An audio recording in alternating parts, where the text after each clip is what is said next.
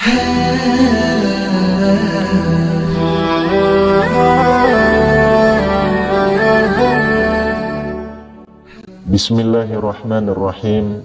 Assalamualaikum warahmatullahi wabarakatuh. Allahumma salli ala Sayyidina Muhammad wa ala ali Sayyidina Muhammad. Sahabat beriman yang dirahmati Allah, ibadah sholat merupakan amal ibadah yang wajib bagi orang yang menganut agama Islam. Karena amal ibadah ini merupakan amal yang pertama kali ditanyakan saat kita dihisab kelak. Allah Subhanahu wa Ta'ala telah mewajibkan sholat bagi para hambanya dan memerintahkan mereka agar mendirikan serta menunaikannya dengan baik, agar ketika hari kiamat tiba, seluruh muslim yang taat beribadah dapat berkumpul dengan Rasulullah Sallallahu Alaihi Wasallam di surga Allah Subhanahu wa Ta'ala. Namun tanpa disangka-sangka, ibadah sholat yang kita lakukan ternyata menjadikan kita pengikut setia Dajjal. Lalu adakah kesalahan dalam sholat kita? Dan apa penyebab sholat yang membuat kita menjadi pengikut Dajjal? Pernahkah kita terpikir di benak kita? Sahabat beriman yang dirahmati Allah, Islam dibangun di atas 5 pilar. Bersaksi bahwa tiada ilah yang berhak diibadahi dengan benar selain Allah, dan bersaksi bahwa Muhammad adalah Rasulullah. Menegakkan sholat, mengeluarkan zakat, menunaikan ibadah haji dan puasa di bulan Ramadan.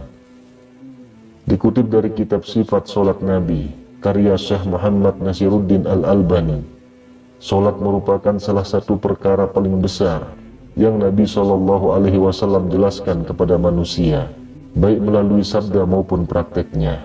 Sampai-sampai beliau pada suatu ketika melakukan sholat di atas mimbar. Beliau berdiri dan ruku di atas mimbar tersebut. Kemudian bersabda, "Saya melakukan ini agar kalian dapat mencontohkan dan mempelajari sholatku." Hadis riwayat Bukhari dan Muslim.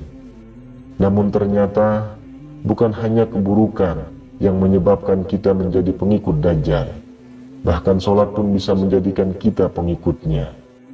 Ustadz Aiman bin Subri mengatakan dalam ceramahnya, ibadah sholat adalah ibadah yang langsung tercantum di dalam Al-Quran. Maka dirikanlah sholat. Sesungguhnya sholat itu adalah kewajiban yang telah ditentukan waktunya atas orang-orang yang beriman. Quran Surat An-Nisa ayat 103.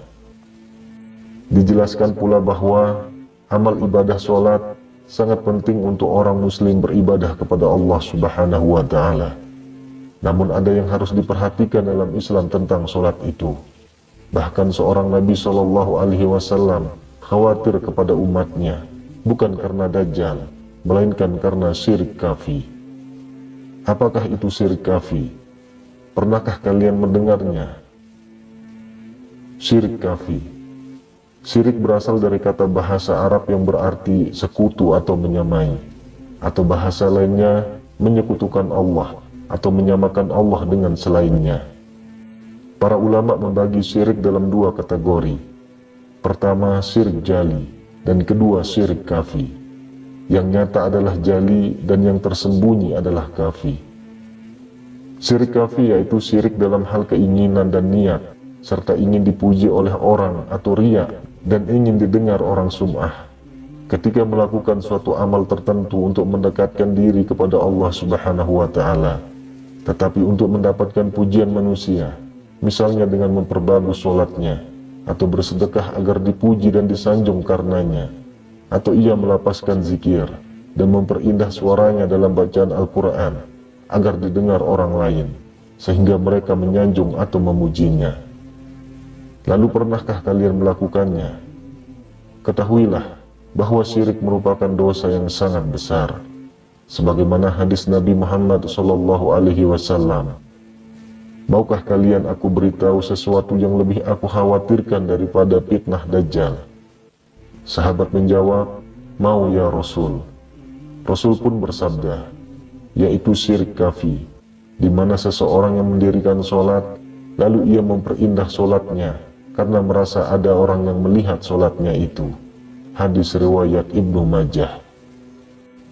Adapun dosa syirik tidak dapat diampuni terkecuali bila ia meninggalkan sikap-sikap atau segala tindakan yang mengandung kesyirikan dalam kehidupan sehari-hari, serta bertaubat meninggalkan perbuatan syiriknya, lantaran ia sebelumnya tidak mengerti apa-apa, sehingga terjerumus ke lembah kesyirikan.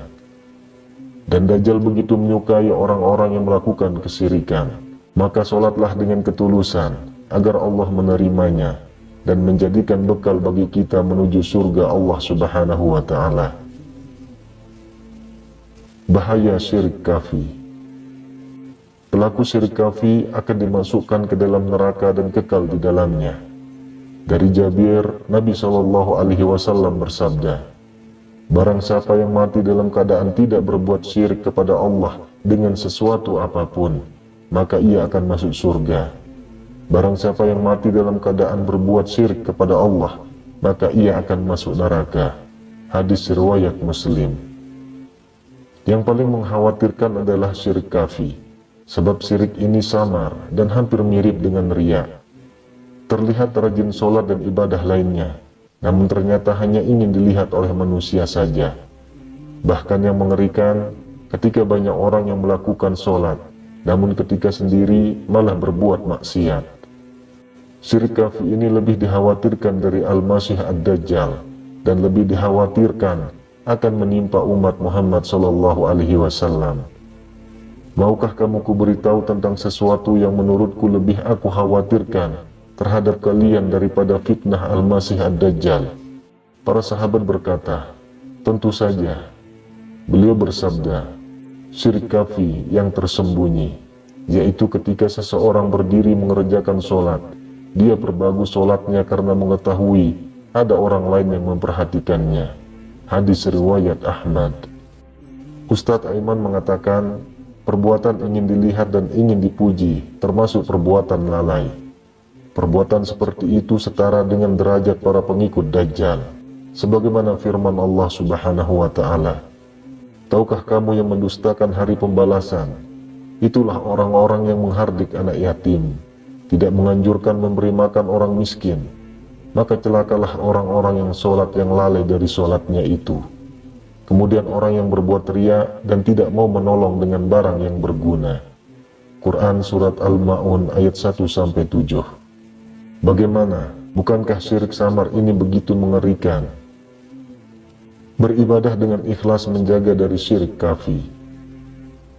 Dalam beribadah kepada Allah Subhanahu wa Ta'ala maupun menjalankan kehidupan, niat menjadi hal yang utama. Selain niat, keikhlasan juga diperlukan agar segala usaha yang kita lakukan menjadi lebih baik. Keberadaan niat harus disertai dengan pembebasan dari segala keburukan, nafsu dan keduniaan, harus ikhlas karena Allah. Ikhlas artinya memurnikan tujuan bertakarrub kepada Allah Subhanahu wa Ta'ala dari hal-hal yang mengotorinya. Arti lainnya, dalam menjadikan Allah Subhanahu wa Ta'ala sebagai satu-satunya tujuan dalam segala bentuk ketaatan. Ikhlas adalah syarat diterima amal soleh yang dilakukan sesuai dengan sunnah Rasulullah SAW. Dalam Quran Surat Al-Bayyinah ayat 5, Allah Subhanahu wa Ta'ala berfirman, padahal mereka tidak disuruh kecuali supaya menyembah Allah dengan memurnikan ketaatan kepadanya dalam menjalankan agama yang lurus, dan supaya mereka mendirikan sholat dan menunaikan zakat, dan yang demikian itulah agama yang lurus. Agama Islam merupakan agama yang bersih dari kesyirikan dan juga riya. Ikhlas menjadi kunci utama dalam menjalankan segala ibadah dan ketentuan yang diperintahkan oleh Allah Subhanahu wa Ta'ala. Dalam hadis riwayat Abu Daud dan An-Nasai dituliskan, sesungguhnya Allah Subhanahu wa Ta'ala tidak menerima suatu amal kecuali jika dikerjakan murni karenanya dan mengharapkan wajahnya. Agar kita dijauhkan dari pengikut Dajjal, maka beribadah dengan ikhlas menjadi kunci yang harus kita pegang. Sahabat beriman yang dirahmati Allah, jangan pernah ingin beribadah hanya karena ingin dilihat orang saja. Niatkan dengan tulus bahwa ibadah hanya untuk Allah Subhanahu wa Ta'ala, agar sampai semua yang kita inginkan kepadanya. karena sebaik-baiknya tempat kembali hanyalah surga Allah Subhanahu wa Ta'ala. Semoga kita mampu melaksanakan sholat dengan keikhlasan dan dijauhkan dari syirik yang samar. Amin ya rabbal alamin. Wallahu a'lam bissawab. Demikian yang bisa saya bagikan. Semoga bermanfaat untuk kita semua. Assalamualaikum warahmatullahi wabarakatuh.